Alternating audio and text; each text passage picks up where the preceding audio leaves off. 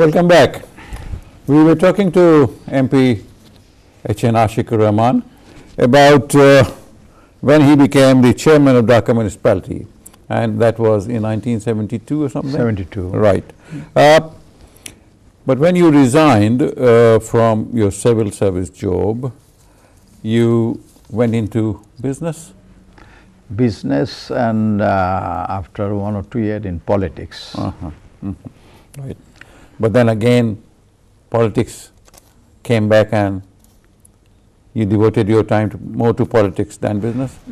As a matter of fact, I was businessman and politician simultaneously, and I first time became member of parliament in 1986, right, when time was not very congenial for us, and at the same time my constituency is from Rangpur, right, and Ershad was the president, and he even now calls it as his fortress. From there I have been fighting him, his party, right from 1980s even till today, you know. So it was a difficult situation, but I fought, and I was there, and I became MP not once but 4 times. Yep. So that was a difficult task I accomplished. And inshallah many more times. Yes. And when I look at myself, I find myself as more as a politician than as a businessman. Right. You know, I feel more comfortable, and it's more soul satisfying for me when I am with my people and I can do something for them, because these people are poor, helpless, and they at times do not know what is good for them also, you know. So, so it was a kind of passion for me to be with them. So politics is not a very, you know, it is a challenging job true, but to me it is sort of smooth, because it has come from my whatever you have heart. done, you're always together, see. Your husband-wife team is always together, you know, and see, like this Meghna Bank, see, she's there too. No, I'm grateful to her, because I found in our bureaucracy also, whenever some officer is posted in a place which is not very attractive, the family and the wife wants to stay back in Dhaka, in a big city, and they come and see. But wherever I have been, in a small place or in other district, whatever in my village, she always wanted to stay with me. So the glamour of the city, or you know, good living somewhere away from the difficult things, that was not there. She always wanted, she was happy that way with me, and to work side by side. I tried to assist him all. Right, always, right. You know, See, that's the way most wives say. But Mrs. Ashequr Rahman is also, she comes from a very distinguished family herself, see, so she has seen the glamour of high society and posh houses and posh people, isn't it? Your father was a police officer. He was SP of so many districts. Yes, and later on, yeah, he became was chairman, Inspector General? EPRTC. Then he was a minister also. He was a member of parliament. He became a minister. Right. And yes, so you must have lived in so many districts, so many places, because when father moved? Yes, we lived in many districts, because my father was SP Noakhali, SP Rangpur, SP Greater Mymensingh. Then Greater Mymensingh. That time, Tangai was not a district. Biggest district, yes. So, and Dhaka, and district of Dhaka, Greater Dhaka. So we are 3 brothers and sisters. Right. So actually, I was born in Noakhali when he was SP Noakhali.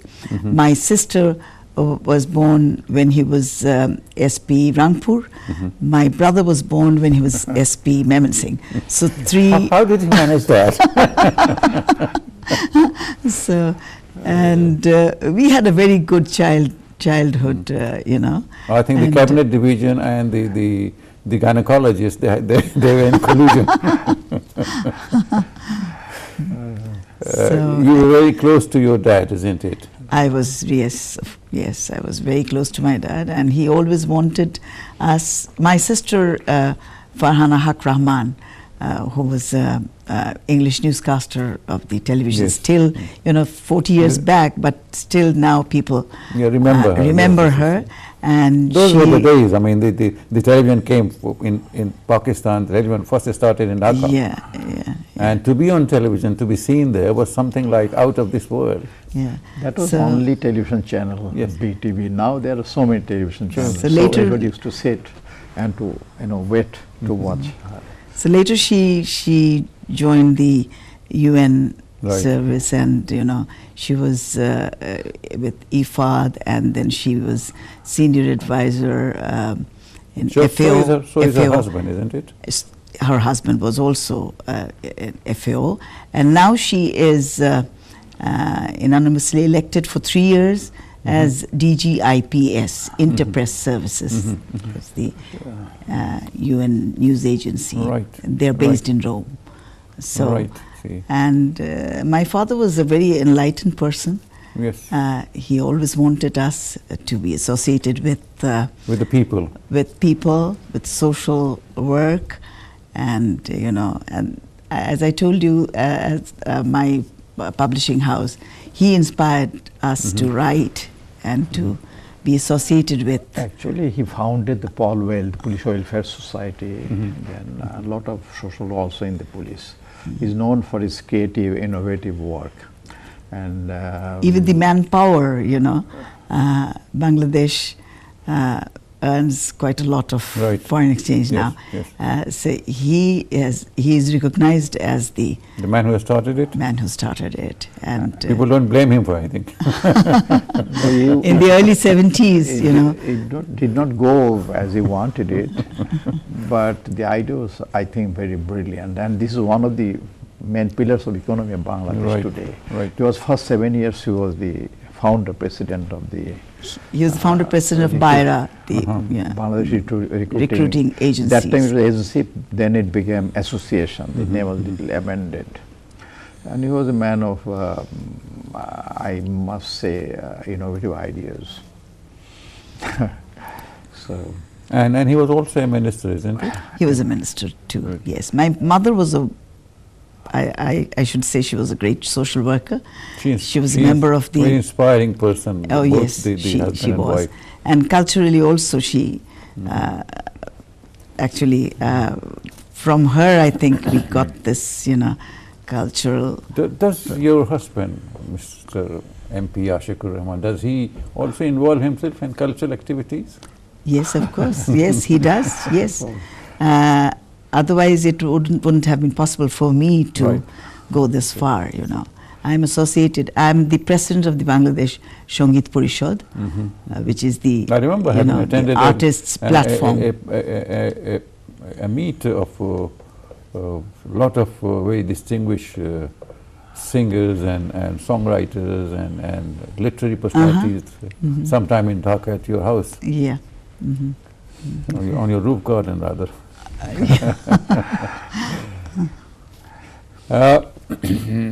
MP Ashequr Rahman, when you established East-West University, of course, I mean, you as a former university professor, you had a vision about education. See, how is the university doing? We'll come back to later to what was your vision, but how is the university doing right now? actually, I was one of the founders of this university. So, this university is a non-profit university. We wanted to give and make available the quality education, what I can say, excellence in education, Right. So, this university otherwise is doing very well. Now we have the roll strength of 10,000 students. 10,000 students and the number of faculty, number of teachers? About more than 300. 300. And I cannot give you the exact number, but we are one of the 2 or 3 universities who have got their own campus. We have a very big Yep. campus, and It's a red brick, isn't it? and it's red brick, building. it looks little, because red is massive, so Yes. it looks a nice building. And I must say, And at the same time, to get in the university, because there are some universities which is walk-in university, you come and walk in, you get the admission. But our university is not walk-in university. You have to get, and you have to sit in the test. Right. And every 3,000 boys and girls, you take about not more than 200 to 300. It's quite tough to get in this university. And at the moment, there is some kind of survey that was conducted. They say out of the private universities, we are the number Great. one. Great. And now our problem is to sustain this quality. And university means that free thinking, and you have to also see what is going on outside, and also some kind of research activities. These Right. things we are now emphasizing, Right. Not only you have to read and learn, you have to analyze things, you should know, and you should be able to look out what is going on, Right. and relate these things, what should be and what Well, is you there. should you should have the best faculty, the teachers, see, We because have. they are the leaders. We try, but still I can say if anybody is worth mention, a good teacher, if we can find and if he wants to come, we like to take him on a salary or on compensation, whatever suits him, Right. because we want to enrich. As a matter of fact, our university is a quite a rich university, Right. and we have financially we are quite well off. So we can That shows in do the building. That shows in the building. yeah, no, When I said red brick, because all the British universities, all the old ones, Yeah. they are called the red brick ones, you see, the old universities, because they are practically they are red bricks. in fact, in that area, this university stands out as an icon building. That is true. We feel good when you get in, and it's centrally air conditioned. They said that the whole university is centrally air conditioned. That is something. So, and we have got a very good library for that matter. So, we do not run after the profit, because everything that we earn, that goes for the promotion of the education. And What colleges you have in what subjects do you teach there? all the liberal subjects, and then all science and engineering, and even we introduced Medicine? law. No, not yet. No medicine. Business? Medicine we have not. Mass gone as yet. communication? Mass communication is there. The computer subjects is there. Then environment is there. Then liberal subjects, as I said already, and also new subjects. Now we're thinking of bringing in other subjects too, because through lot of efforts, Yeah. Bangladesh, through the wisdom and for the vision of our Prime Minister Well, Sheikh Hasina, right. we won that case. The sea, we have got about 120,000 square kilometers of sea now. We're almost, one side India was pushing, or another side Burma was pushing. So we are almost, it's not landlocked, but we are going to waterlocked, sea-locked type. But now we have big, sea portion with us. So it's a blue economy, as you're saying. Right. So for the development of blue economy, the vast areas we have got, so we're now thinking of introducing the marine science and the sea things and all this. So we're looking for people. Right, you mentioned Burma. See, that reminds me of what is the situation of your government on Rohingyas, the problem there? We are torn between the two. Yes. Hard rock and the sea. Torn between the two, because what Burma is doing is not the right thing. They are. But are we doing the right thing? Yeah, but that's why we said we are already very crowded and very small country. We cannot take the burden. And when these people come, they come without any hope, anything to look forward. So Right. when they do not have anything to look, sometimes they also fall back on doing something which are not Right. desirable, So one hand is a humanitarian aspect that you should give shelter. On the other hand, we have a practical problem, a small country, and once you open the door, then you cannot take the load. So as I said, it's a tightrope walking. So whoever has come, we have not thrown them out, but it doesn't mean that you have You can thrown the door accept open all, that yeah. you come everybody. So we are trying at every Where place. does Red Cross come in? Yes, Red Cross is Oh, Red Crescent, sorry. Red Crescent, yes. in Bangladesh. Red Crescent in Bangladesh, yes. And one thing just I said that now that's why we are talking to them, we are going to international arena everywhere, that we want that this problem should be solved amicably and in a human way. That's correct. Have we been able to, the leaders of Bangladesh and the leaders of Myanmar, have they done that? Did they sit? Not yet, but we are inching forward maybe, because I think few days back somebody was foreign minister or somebody who came here and talked. Now I think we are trying to talk to them. I think they will talk because there's international pressure. Right. This because the Burma also, you know, they're a member of this international community, so they cannot go on doing like this. So I think I'm optimistic something will happen, surely. Well, on that very optimistic note, we take another break.